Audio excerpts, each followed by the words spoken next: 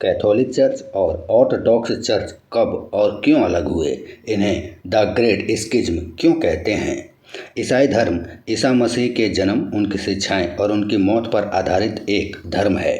ईसा मसीह का जन्म 4 से 6 ईसा पूर्व बताया गया है और उनकी मौत 30 से 33 ईस्वी पूर्व लगभग बताई गई है।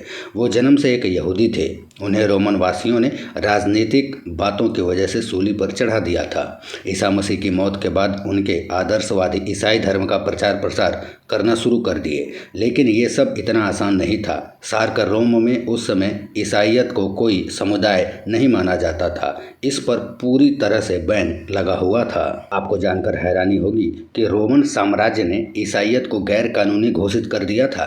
ईसाई समुदाय का प्रचार करने वालों को मार दिया गया था, जिंदा जला दिया गया था या फिर बड़े पैमाने पर स्टेडियमों में शेयरधारक शेरों के सामने डाल दिया गया था।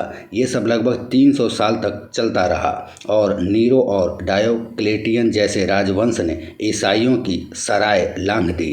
ईसाई समुदाय, जिसे बाद में धर्म का नाम दे दिया गया, इसकी स्थापना तब शुरू हुई जब रोमन सम्राटों ने ईसाई समुदाय अपनाना शुरू कर दिया। कॉन्स्टेंटाइन 306 ईस्वी में राजा बना और 337 ईस्वी तक शासन किया। कहते हैं कि 312 ईस्वी में मिल्वियन ब्रिज की लड़ाई के समय कॉन्स्टेंटाइन को आकाश में एक क्रॉस दिखाई दिया जिसमें लिखा था इन हॉक सिग्नो विंसेस, जिसका मतलब था तुम ही जीतोगे। उस लड़ाई के बाद कॉन्स्टेंटाइन का हृदय परिवर्तन हुआ और उसने ईसाई समुदाय स्वीकार कर लिया और 313 ईस्वी में कॉन्स्टेंटाइन ने उस कानून को वापस ले लिया और अब ईसाई समुदाय, जो कि धर्म माना गया, वो अपराध नहीं माना गया। इसके बाद रोम ने ईसाई धर्म को राजकीय धर्म के रूप में अपना लिया और फिर जहां रोम का विस्तार हुआ वहां ईसाई धर्म का प्रचलन शुरू हो गया। 303 ईस्वी में सम्राट कॉन्स्टेंटाइन ने कस्तूनिया को अपनी राजधानी बनाया और 337 ईस्वी में कॉन्स्टेंटाइन की मौत के बाद शहर का नाम कॉन्स्टेंटिनोपोलिस रख दिया गया। बाद में इसी को नाम दिया गया। इसमें से एक है इस्तांबुल का नाम, जो तुर्की में स्थित है। रोम के साम्राज्य में उस समय काफ़ी धर्म आदर्श थे और वो सभी अपने मत के अनुसार पूजा अर्चना या प्रार्थना करते थे।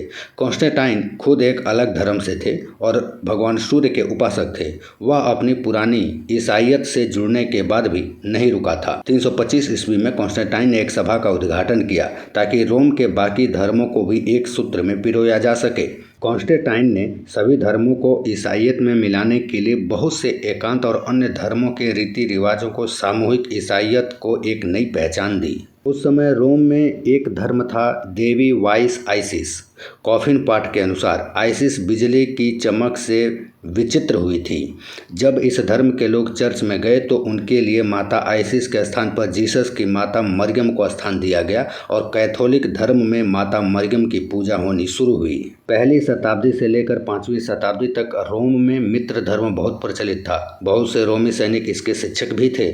मित्र धर्म में शांति के लिए बैल की बलि दी गई थी, उसका मांस खाया गया और लहू पिया गया। इस धर्म के लोग बताते हैं कि ईश्वर बलिदान के मांस और लहू में विद्यमान होता है और मांस खाने वाले और लहू पीने से उनका उद्धार होता है। जो मित्र धर्म के लोगों को खुश करने के लिए बैल के बलि और लहू के स्थान पर जीसस के लहू और मांस को जोड़ा गया और प्रभु भोज की शुरुआत हुई। ज़्यादातर रोमन शासक और उनके वंशजों में से कई देवी देवताओं के गुलाम थे, जिनमें से हर कोई किसी एक के ऊपर था। रोमन नगर रोम साम्राज्य के केंद्र में था और रोम के सम्राट भी वहीं रहते थे।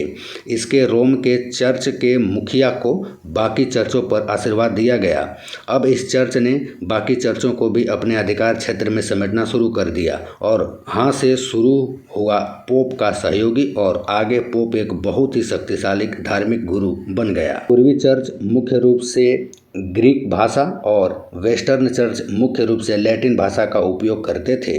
पश्चिम में यूचरिस्ट यानी भोज में आखमीरी वेफर्स का उपयोग किया गया था, जबकि पूरब में केवल कुम्हड़ी रोटी का उपयोग किया गया था। रोम में पुजारियों को ब्रह्मचारी पूर्व में रहते हुए आवश्यक था वेद आम लोगों को नियुक्त किया जा सकता था। रोम के बिशप या पोपों ने पतरस के उत्तराधिकारियों के रूप में सभी बिशपों पर अपना अधिकार जताना शुरू किया गया था, जबकि पूर्व में इस विचार को कोई सिद्धांत नहीं दिया गया। और यही रीजन है जो कल तक एक दूसरे को पसंद नहीं करते थे, आज धर्म का चोला ओढ़े चलते हैं। 1054 ईस्वी में ईस्ट चर्च और वेस्टर्न चर्च या कैथोलिक चर्च और ऑर्थोडॉक्स चर्च एक दूसरे से अलग हो गए, जिसे द ग्रेट स्किज्म के नाम से जाना जाता है।